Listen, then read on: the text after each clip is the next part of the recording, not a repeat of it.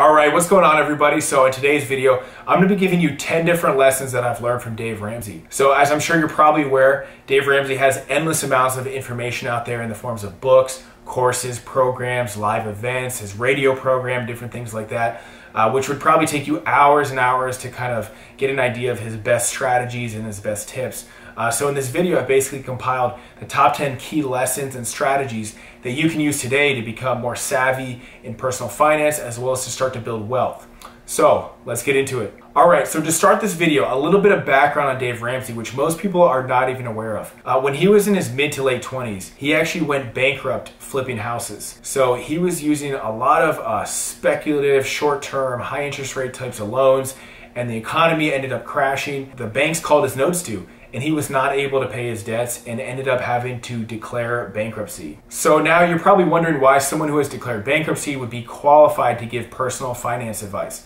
And in my opinion, I think that's probably the best person to give you personal financial advice because they've seen the worst of the worst, and they've also seen the best of the best. After he went bankrupt, he had to rebuild everything. His life, his income, his livelihood. I think he was like married with kids at the time. I mean, it must have been an incredibly stressful situation. So after he went bankrupt, he learned everything there is to know about personal finance. He could have no gaps in his personal finance knowledge. He had to change his situation very quickly.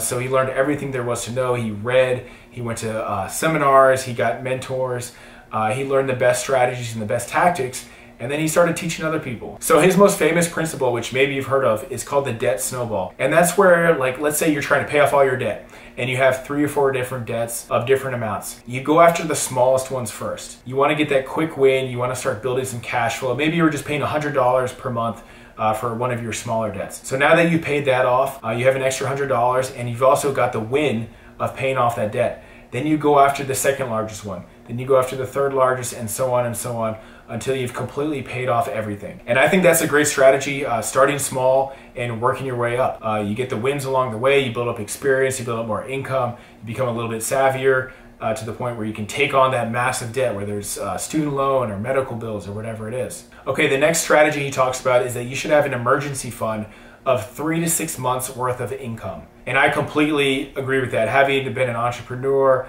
doing different deals, seeing different scenarios that can come up, I can assure you that that is a good idea. Not only that, I think you should have 12 months worth of income saved up. And he says, look, if you're struggling to pay bills and you don't have a lot of income, just start with $1,000. That should be your first quick win. Start with $1,000 and build your way up to the 3 to 6 months to eventually 12 months where you can have saved income and just liquid cash just in a bank account where you can use it. You know, there can be different things that can come up. Lawsuits, medical bills, different scenarios like job losses, things like that. You always have to be prepared. And just having that cash in the bank gives you a much better sense of security. And actually, I was just at a Warren Buffett, the shareholders conference, and he talks about Warren Buffett leaves like billions of dollars in cash, a little bit different scenario, but he leaves billions of dollars in cash just for buying opportunities. So maybe if you have 12 months of income saved up, maybe use 6 months of that income on a buying opportunity. There can be different real estate deals, business deals, different types of deals that come up where if you can pay quickly and you can pay with cash, you can get a great buy. All right, the next lesson he talks about is that you should save 15% of your income towards retirement. And that's after you've already saved 3 to 6 months of expenses just for different scenarios that could arise. So I agree with that. And in terms of retirement, it's not necessarily putting it all in like an IRA or different things like that. You could be buying different assets, maybe cash flowing assets like real estate, different things like that to help prepare and pay for your retirement. Because hey, what if you want to retire at age 30? Buy a couple apartment buildings, buy some rental properties. But overall, you should be putting a good amount, a good portion of your income towards retirement. The next lesson he talks about is that buying things to make you look rich can destroy your finances. So that's the whole keeping up with the Jones mentality. So me personally, I don't mind living in an inexpensive apartment while I'm building up assets, buying $1 million properties, doing different things like that. It's totally fine with me if someone wants to drive like a BMW and use all of their income to look like they're rich. Because just a few years of saving up and building assets and investing in the right things can set you up for life. If you just do like 3, 4, or 5 focused years maybe buy some rental properties, maybe you save up some investments, maybe you invest in different programs and mentors and things like that and evolve your skill sets. That's going to be a much better investment than spending all your money on some big house or big car or the most expensive watches or different things like that, so that you can keep up with the Joneses. The thing to know about the Joneses is that they have a ton of debt and they have to work for their money. Most of the time, the Joneses, they don't have cash flowing assets. They might have a high paying job, but what happens if that job dries up? What happens if they get laid off? They're screwed. And that's where you, as a savvy investor, if you have cash saved up, maybe you purchase that property at a discounted rate, but you want to build assets, not liabilities. Okay, the next lesson he talks about is to give generously. And something about giving money to charity, no matter what charity it is. Maybe you have the local pet adoption center or your friend's Facebook poll or whatever it may be. Giving money gives you a sense of abundance and really changes your perspective, and you just feel good about it.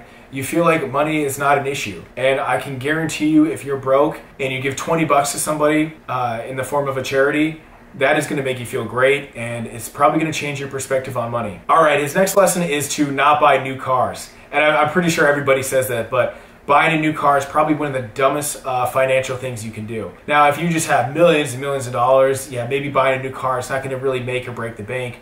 But if you really want to be savvy, anytime you buy a new car, 15 to 20% of that value is just lost right there that day. So there's different ways of buying cars, or maybe you lease a car if you have a business. You can talk to your CPA about that, where you can actually write off your car, and if you're leasing it, hey, you could get a new car every couple of years. But just don't buy a new car. It's not the most strategic thing to do. If you're worth $10 million, yeah, buy a new car. It's not going to really make a difference.